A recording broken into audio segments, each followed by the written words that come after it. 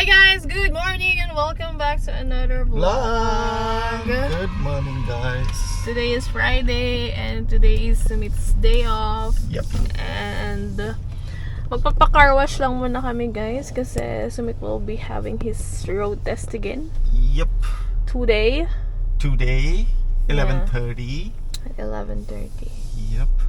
Let's put fuel, gas, Pag-gasolina daw muna si Sumit. gasolina. After naman pag-gasolina guys, ito kami pupunta sa Super Wash. Ito yung first na car wash na trinay namin. Nagpunta kami sa ibang Super Wash before, pero ito mas gusto namin kaysa dun sa iba kasi ewan ko, mas maganda dito tsaka mas matagal siya. Oh. Yung side daw si Sumit Singh. Oh no. We wash the car then. Okay. Mamaya na papagasolina. Car wash Later. muna tayo. Wash the car first. See a lot of people. Yung puno kasi guys sa harap ng bahay namin, nagpo-produce siya ng nectar. So ang dami naming mga sticky things sa labas. Ayan oh. Yeah, it's because of What? the tree there. Yeah. I hate that. So kunwari, car wash kami ngayon. Tapos kinabukasan magkakaroon na ulit siya ng mga dots na ganyan. Tapos dadami ng dadami. Yan. I think now I know why it takes longer here. Why? Because it looks longer compared to that car wash there. Yeah. That's what I think. That one is shorter.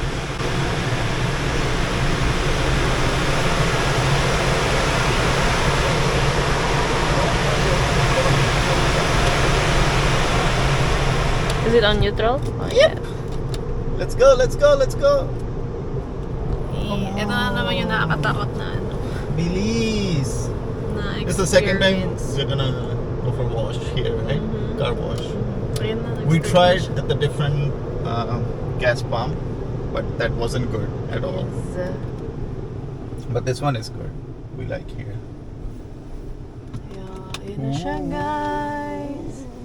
I like this one. Me too. And guys, ito pala yung aming dashcam. It's very nice. Yay! I like this one. I don't know why. Wash it nicely, okay? I won't give you 5 stars if you don't wash it nicely. Wow. So soap muna, tapos ayan na yung si brush.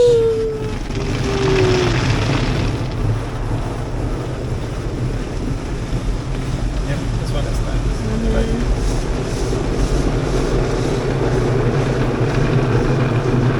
Hey, what's that? Back side.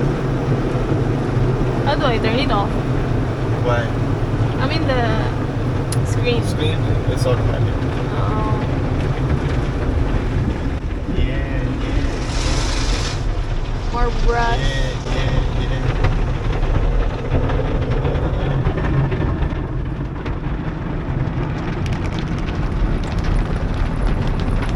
Oh, ang galing oh. What? Nothing. It's amazing, like up close.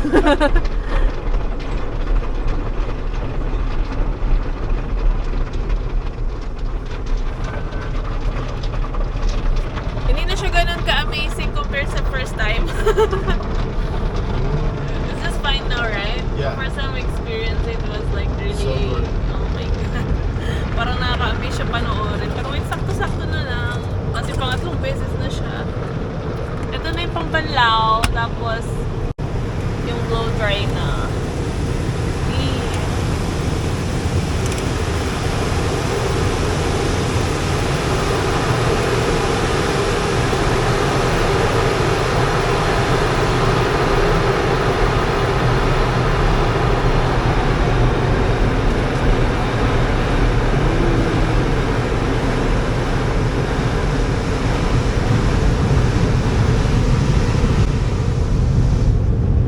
It feels like we are on the plane.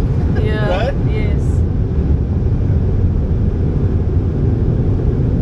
Tapos na! Wow. I think it took around 2 minutes.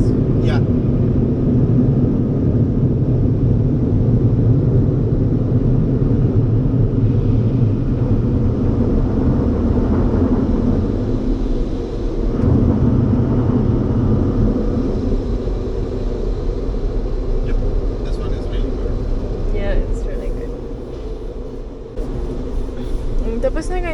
guys, malinis na yung car mo, pero pupunasan pa namin siya. Are we gonna wipe it? Yep. Tapos mag-vacuum pa. Yeah. First one. Okay. Yung vacuum lang guys, kailangan mabilis ka mag-vacuum. Because it only lasts for like 5 minutes. Yeah. You have to be fast with it.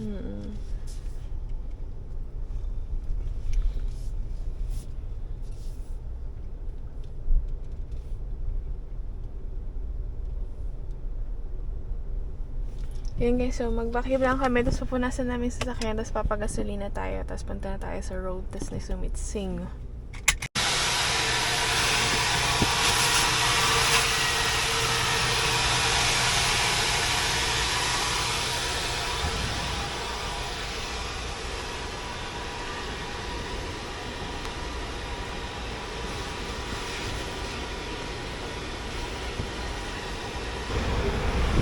Malinis na ulit ang car ni Sumit. It's clean again.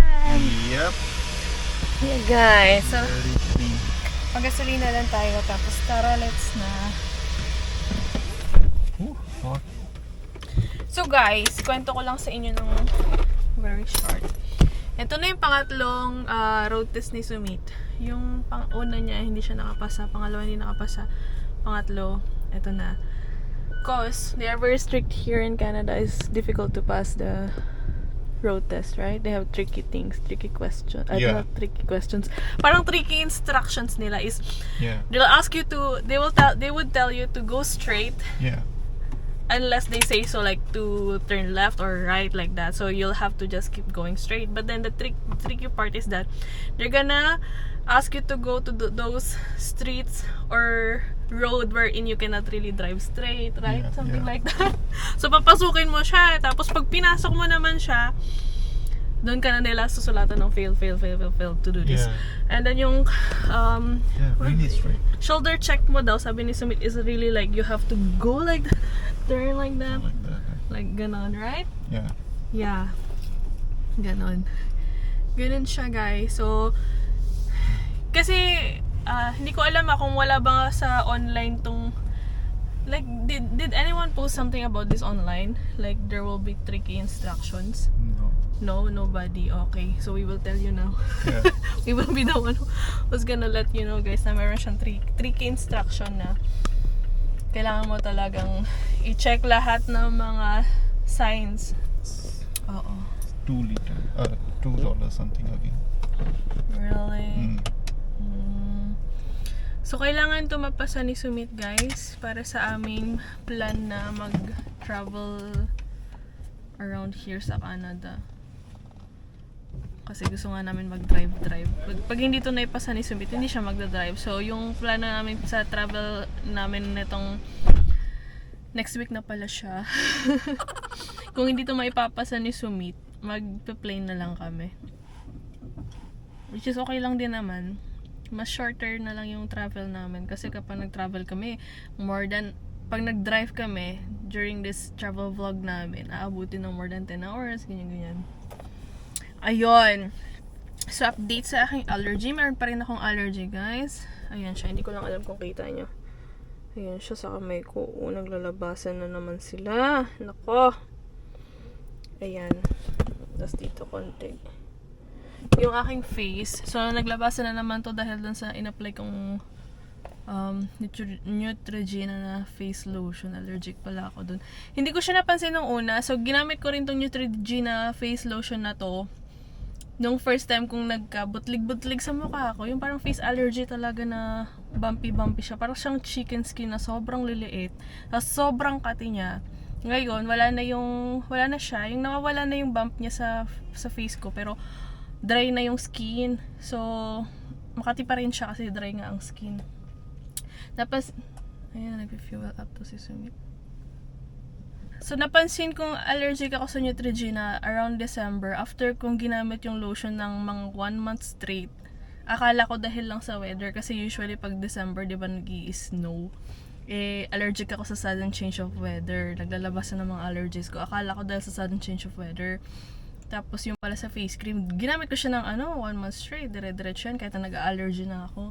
Tapos naisipan ko na lang ihinto, nawala siya. So parang iniisip ko baka doon ako allergic. So trinay ko ulit siya before. Nag-apply lang ako ng isang beses lang. Tapos napansin kong nangangati ako, kaso nga lang kasi parang bigla na naman yata uminit or lumamig yung panahon na yon. So iniisip ko sa weather ulit. Tapos this time, in-apply ko siya. Naglabasan na naman. So sure na akong siya talaga ang salarin dito sa allergy ko, guys. So hindi na ako gagamit ng Neutrogena na anything Neutrogena. Ayoko na. Kasi naisakto niya kung kailan naman magta-travel vlog, tsaka siya naglabasan, diba? Tsaka naman magta-travel ka sa puno-puno ng allergy. Ayun. Nako, more than $50 ang nilagay ni Sumit. 100 yata ang ilalagay. Papa full tank yata siya.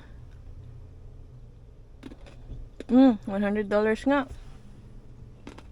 Hindi ko alam nakita niyo.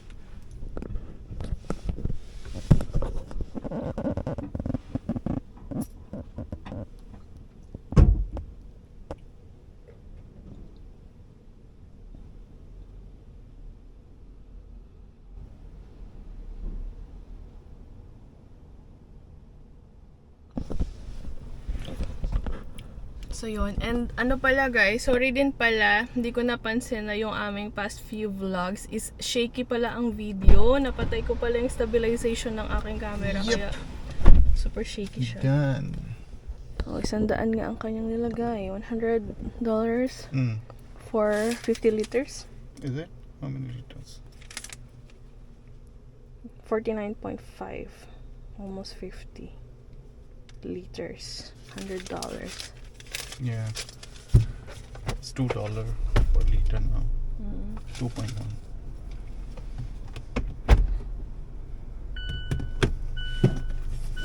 Okay, let's go. It's full.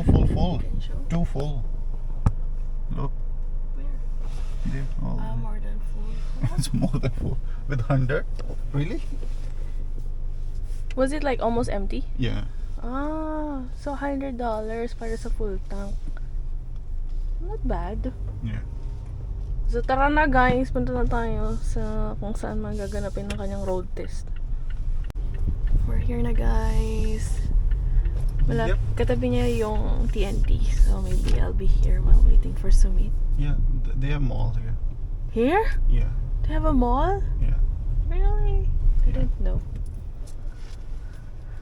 So, lahat ng Asian goods, guys, andyan dyan sa TNT. Gusto nyo Filipino goods, they have one special aisle.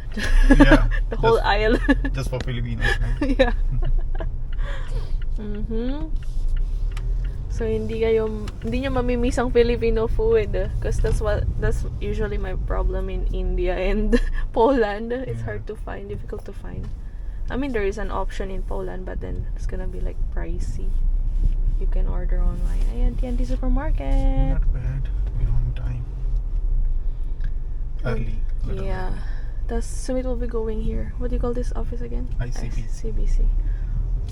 ICBC. They have special parking for the road test. Should be out there. This one, right? Yeah. That's the one. ICBC driving license. That's the mall. Oh. Mall pala yan. Toys R Us. Maybe I can go and check Toys R Us. Here, ICBC Park. Road test parking. Sabing ganyan. So, lahat na nakapark dyan. Nagpapa-road test. Yeah. I wonder how those people go for, like, who's driving Tesla car, go for a road test. Why? Is it the same? Yeah. Because you won't have, like, buttons and all that, right? It's just a screen? There are buttons. Ah. Some, but not all. Very few. Oh. Yeah. Next time, guys, I'll let you know once we buy a Tesla car. Then we will show you Yeah. how it feels How it feels inside without the buttons, without the gear and all. That's Sumit's dream car. Yeah, that's my dream car. Antok pa guys, lutang me. Nag-allergy medicine. Look at my allergies. It's the time again.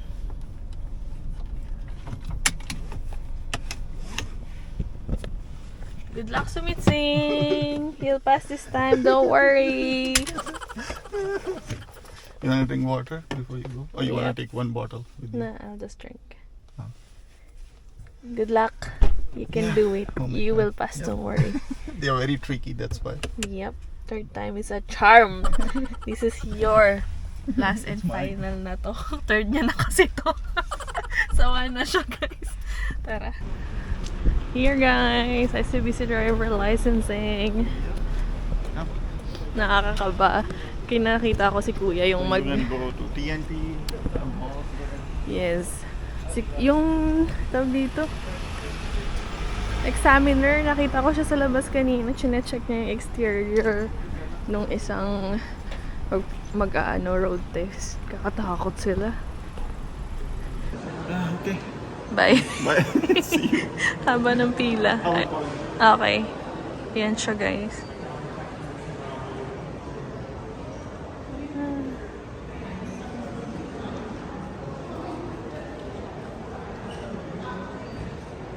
Hi guys! Good afternoon na yata. So, today is mag-straight ako ng aking hair and hindi ko na rin pala tinuloy yung vlog nung nag-road test si Sumit para sa kanyang driver's license kasi po hindi na naman po siya pumasa and sobrang na bad mood siya. Sabi niya sa akin is wag mo na lang sabihin kung anong naging resulta nung ginawa kong road test. Sabi niya ganyan. Baka isipin ng mga tao hindi siya marunong mag-drive kaya lagi siyang nafe-fail. Sabi kong ganyan, hindi naman sa ganun, hindi nila iisipin yun kasi talagang, kasi nung mga parang yung first time na si Sumit nag-road test siya tapos na-fail siya, parang may ganun yatang comment na parang hindi raw ata marunong mag-drive si Sumit. Sabi ko hindi naman ganun. Sabi ko talagang stricto lang talaga sila dito. Pangatlo na kasi to ni Sumit and hindi na naman siya pumasa. So, nung after niyang nag-road test, tapos nalaman niya hindi siya pumasa, talagang nawala siya sa mood guys, hindi na ako nag-vlog. Ayun, pero tapos sabi niya sa akin, kapag nag-edit ka na vlog, tatanggalin mo yung mga parts na yun ha. Sabi niya, wag mo na lang sabihin na nag-road test ulit ako, ganyan, blah blah blah. Pero nag-book na ulit siya ng appointment. So, mag-road test siya ulit pang 4 na beses na to. Pero sa November siya kasi sabi ni Sumit, hindi na raw siya pwede mag-book ng another road test for the next 60 days. Sabi niya ganyan. So, sa November na yung susunod, sabi niya. Sabi ko, okay, go. Sabi ko ganyan, wala namang masama. At least nagtatry ka. Sabi ko, I'm sure na may makukuha ka. Sabi ko ganyan. Parang nung nag-a-apply lang tayo nung ating, Canadian visa, di ba? Kasi guys, hindi ko alam kung nasabi ko na ba to sa vlog namin, pero yung una namin application, hindi siya natanggap agad. So, nag-try ulit kami. Sabi ko ganyan sa kanya. Kasi ayaw pa alam ni Sumit sa mga magulang niya na yung unang-unang application namin, hindi siya ganun, ayokong Englishin. So, sabi niya sa akin, wag mo na lang babanggitin, ganyan. Kasi nung mga time na yun, parang stress na stress yung parents ni Sumit na hindi naman namin ina-expect na abutin ng 1 taon mahigit yung pagstay namin sa India, tas wala kaming work, ganyan. Tapos hindi nila alam kung ano mangyayari, ganyan. So hindi namin pinaalam. So sabi ko nga ganyan kay Sumit, di ba? At least nagtry. Tapos after natin nagtry, mayroon tayong nakuha. Ganon din yun, sabi ko ganyan. Mag-try ka lang na mag-try. Tapos yung susunod na road test mo, papasa ka na, sabi kong ganyan, di ba? Tama naman. And mas bet ko na pala yung aming ilaw, guys. Umorder si Sumit ng puti na ilaw. And diba, parang lumiwanag yung bahay namin. Kasi yung mga dilaw, ayan yung dilaw, madilim siya. Tapos, nakakaantok siya. Parang nakakatamad yung mood niya. Ayan. Kasi ako talaga, guys, sa mga ilaw talaga, mas bet ko yung puti kaysa sa dilaw. Kasi yung dilaw para sa akin, madilim pa siya. Eh, di ba may problema ako sa mata ko? So, pag puti yung ilaw, parang ang liwa-liwanag talaga. Kitang-kita ko lahat. Pero pag dilaw, parang ang labo-labo na, ang dilim-dilim, ganun. So, yun na po yung ganap. And nag-work na naman pala ako kahapon, guys. Hindi na ako nag-vlog. Second day ko dun sa aking bagong work. training ulit siya. Tapos yung susunod is bukas na. Tapos sa Tuesday. Tapos Wednesday, guys. Yun na yung ating start ng travel vlog. Tapos guys, tinatry ko tong old camera ko. Kasi gusto ko siya sanang gamitin today. Kasi itong camera na to, maganda siya sa indoors. Mas malinaw siya compared dito sa etong sa Action, ano ba to? Osmo Action 3. Mas okay siya. Kaso hindi ko alam kung paano siya ita-transfer dito. Parang hindi na nga kasi gumagana yung reader, yung SD card reader ng aking laptop. Nasira siya one time. Hindi ko alam kung bakit. So sira na siya, hindi na siya gumagana. So every time na magta-transfer ng files, kailangan siya i-connect through wire. Trinay ko siyang i-connect kanina. Hindi naman siya nababasa ng laptop. So hindi ko alam kung magagamit ko rin siya or hindi. Pero try natin. Kapag ito na-charge siya. Hindi ko alam. Okay din siya sa sa upcoming travel vlogs. Ayun. So, mag-straight na nga tayo ng hair. Ang daming patalastas. Wala akong pasok today. And, hindi ko ini-straight yung aking hair kasi hinihintay ko to. Yung in-order kong bowl. Mga bowl. Dumating siya kahapon. So, today's the day na mag-straight tayo ng hair. Ayan. Hindi ko na ipapakita yung process, guys. Bale, ilalagay ko lang naman yung cream sa hair ko, ganun. Kasi baka ma-stress lang ako kasi baka matagalan ako dito eh. Tapos kunin ko tong cream. And, hindi ako nagbanlaw ng hair, pero naligo ako ng katawan. Pakita ko sa inyo yung before ng aking hair bago siya ma-straight. Actually, hindi naman ganito yung itsura ng buhok ko kapag yung totoo, kasi ito naipitan na siya eh. Tapos inikot-ikot ko pa. Kaya parang kulot na kulot siya. Bale, yung sinabi kong naging problema ng aking buhok is dito lang siya. Hindi ko alam, parang kumulot siya yung lumiko-liko. Ayun. So, itong before. Tapos pakita ko sa inyo yung after. Ayan.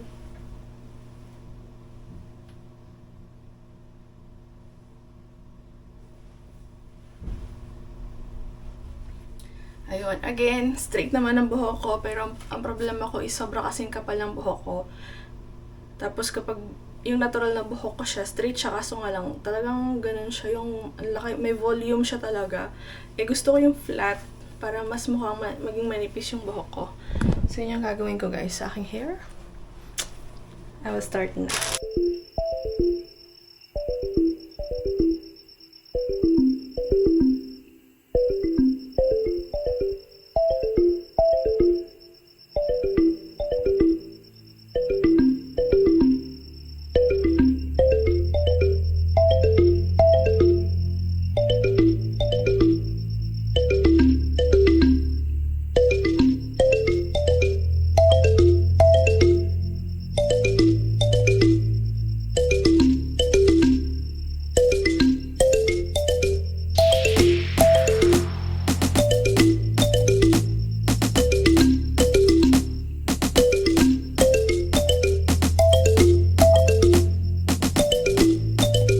Section ko na yung aking hair. So, lagay ko na rin ito. Buti na lang kompleto yung nabili kong yung ganitong set. Ayan. And, manonood ako habang nag-straight ako ng hair para hindi ako ma-bored. Tapos na akong mag-straight ng aking hair and it is now 6:09 PM. I think nag-start ako ng around 10 AM. Hindi ko lang siya sure, pero pag in-edit ko na yung vlog, ilalagay ko na lang dito sa screen yung exact time kung ilan ang inabot ko, ilang oras. Pero I think kung gagawin nyo siya sa ibang tao, kasi pag sariling buhok mo, medyo mahirap siya eh. Pero pag sa ibang tao, I think mas mabilis na lang siyang gagawin. Siguro 6 hours, ganyan. Kaso nga lang kasi sobrang haba rin ng aking hair and I think effective yung nabili kong pa-straight ng hair. Kasi nung nabanlawan ko na siya kanina, okay naman yung pakiramdam niya. Hindi naman siya yung feeling na nasunog or ganun. Wala akong naramdaman na nasunog na part, which is good. So, ang ginamit ko ulit is itong Shiseido na N1. Meron sila nung H1 nito. So, N1 para sa sensitive hair, yung mga nakulayan na or na-process na before. So, pakita ko sa inyo yung sa likod ng itsura.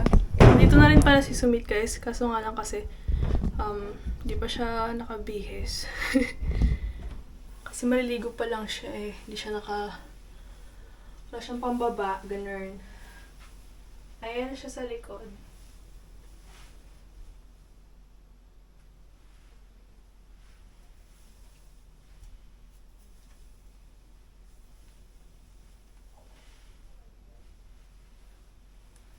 Ayun. So, finalo ko lang talaga as in yung instruction na nakalagay sa likod.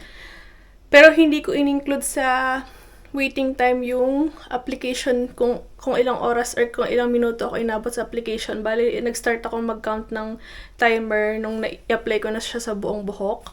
Ganyan yung ginawa ko. Siguro yung first, yung cream na nilalagay sa buhok, yung straightener mismo. Siguro inabot ako ng 15 minutes para mag-apply sa entire hair ko. Tapos, nung binoblow dry ko na guys pala, take note pala, pag nagtutuyo kayo ng hair, dapat yung temperature ng blow dry nyo is hindi siya mainit. Kasi pag basa yung hair, tas kakakalagay nyo ng chemical, masusunog siya, ganun. Kasi natry ko yun sa buhok ni Sumit dati. Kasi nainip na si Sumit na magpatuyo ng hair. So, in-straight ko siya agad. Yung kahit na meron yung konting part na basa, medyo basa lang, nasunog yung part na ganun. So, dapat kapag kaka-apply nyo ng chemical, yung sa pag nagpapatuyo kayo, lalo na pag basa pa siya, dapat malamig lang siya, hindi siya mainit. Ayun. Pero pag tuyo na siya, tapos i-straighten, okay lang na mainit. Ayun siya. Tapos, yung pag-apply ko na nung neutralizer. So, meron pa palang natira, ganyan oh. Pero yung neutralizer, mas kukonti na lang yung natira. Konting-konti yung natira sa pouch niya. So, sa neutralizer, mabilis lang ako nag-apply. Wala pa yatang 5 minutes kasi nakalagay dun sa likod niya na kapag, dapat daw nasa buhok lang siya ng 2 to 3 minutes lang. Hindi siya pwedeng sa sobra. Pero siguro sumobra ako ng mga 3 minutes kasi kapal ng haircut sa haba pa eh. Ayun. Ganun. So, ayan na siya. Gugas na ako ng pinggan, guys, kasi naghihintay siya dyan. Tapos, yun lang. Hindi ko alam kung makapag-edit pa ako.